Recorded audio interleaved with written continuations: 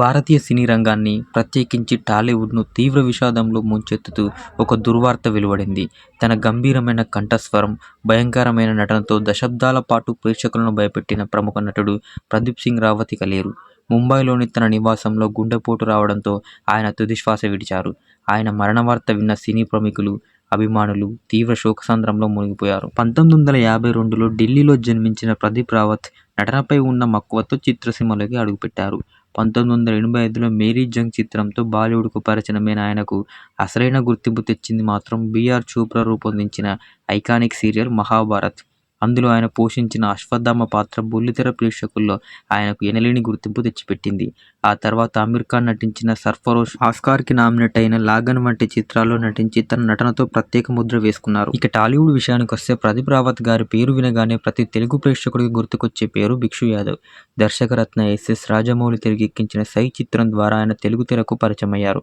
ఆ సినిమాలో ఆయన చూపించిన విలనిజం, రౌద్రం, ఆ గంభీరమైన వాయిస్ డబ్బింగ్ ప్రేక్షకులను కట్టిపడేశాయి. భిక్షు యాదవ్ పాత్రలో ఓవర్ నైట్ స్టార్ విలన్గా మారిపోయారు ప్రదీప్ రావత్. ఆ పాత్రలో ఆయన చూపించిన వైవిధ్యమైన అభినయానికి ఫిలింఫేర్, నంది అవార్డుతో పాటు ఎన్నో ప్రశంసలు దక్కాయి. 'సై' సక్సెస్ తర్వాత ప్రదీప్ రావత్కు తెలుగులో తిరుగులేని ఆఫర్లు వచ్చాయి. ప్రభాస్ 'ఛత్రపతి' సినిమాలో పెదకాపుగా ఆయన చూపించిన విలనిజం ఇప్పటికీ చిరస్మరణీయం. ఇక ఏ.ఆర్. మురుగదాస్ దర్శకత్వంలో సూర్య హీరోగా వచ్చిన 'గజిని' సినిమాలో ప్రదీప్ రావత్ ద్విపాత్రాభినయం చేశారు. తమిళంతో పాటు అమీర్ ఖాన్తో హిందీ రీమేక్లో కూడా ఆయనే నటించి పాన్ ఇండియా స్థాయిలో గుర్తింపు పొందారు. తెలుగులో రవితేజ 'భద్ర', వెంకటేష్ 'లక్ష్మి', అల్లు అర్జున్ 'దేశముదురు', చిరంజీవి 'స్టాలిన్', రామ్ పోతినేని 'జగడం', నాగార్జున 'కింగ్' వంటి ఎన్నో బ్లాక్ బస్టర్ చిత్రాలలో విలన్గా, క్యారెక్టర్ ఆర్టిస్ట్గా నటించి మెప్పించారు. ప్రదీప్ రావత్ కేవలం తెలుగు, హిందీ మాత్రమే కాకుండా తమిళం, కన్నడ, మలయాళం, నేపాలీ భాషలోనూ నటించారు. తెరపై ఆయన కనిపిస్తే చాలు ఒక రకమైన గంభీర వాతావరణం ఏర్పడేది.